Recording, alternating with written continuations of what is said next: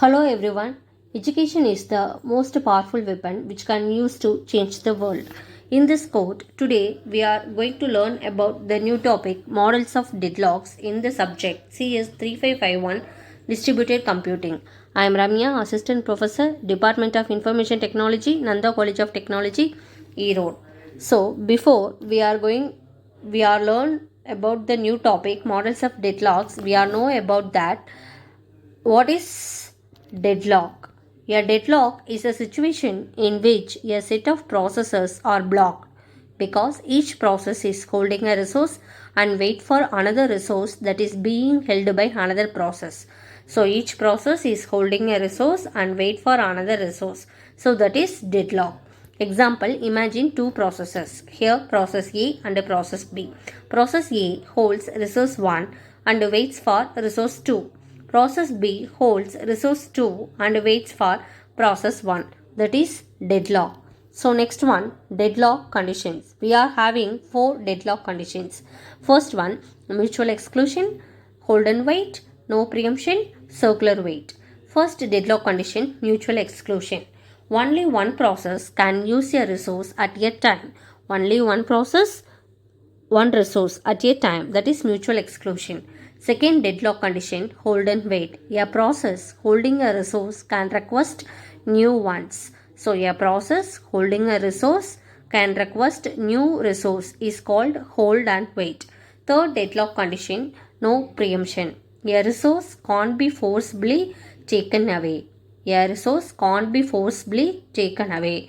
Fourth deadlock condition, circular wait.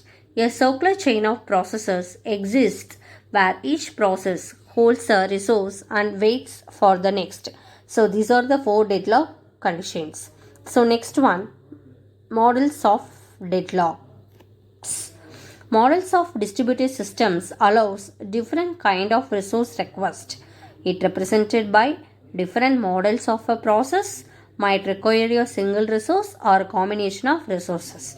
Different kind of resource request, different model of a process, so that require single resource or combination of resources. The models of deadlocks are single resource model, the unmodel, the OR model, the un-OR model. Let's see one by one. First one, the single resource model. A process can have only one resource for one outstanding request. So example, P1 waits for a resource held by P2, that is process 2. P2 waits for a resource held by P1, so that is deadlock.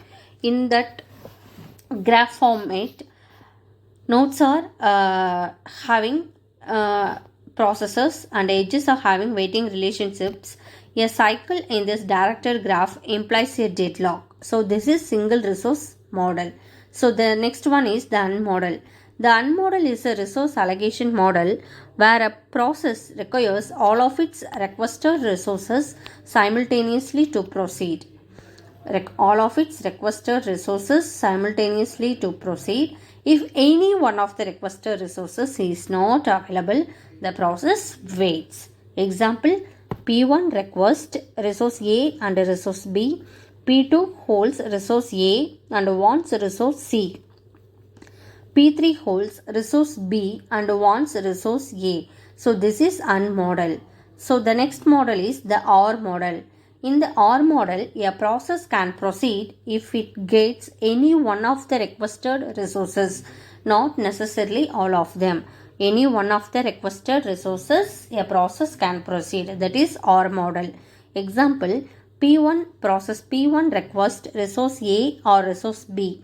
If either A or B is available, P1 proceeds. If both are busy, P1 waits. That is the OR model.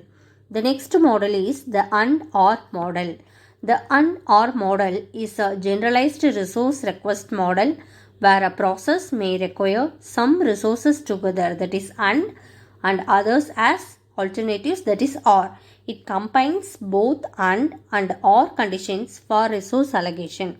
Example, suppose process P1 needs both R1 and R2 or R3. This means P1 can proceed if it gets both R1 and R2 or just R3.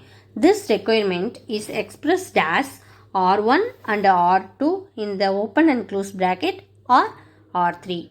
So today we are learnt about what is deadlock, what are the deadlock conditions, and then models of deadlocks, single resource model, the AND model, the OR model, the AND OR model.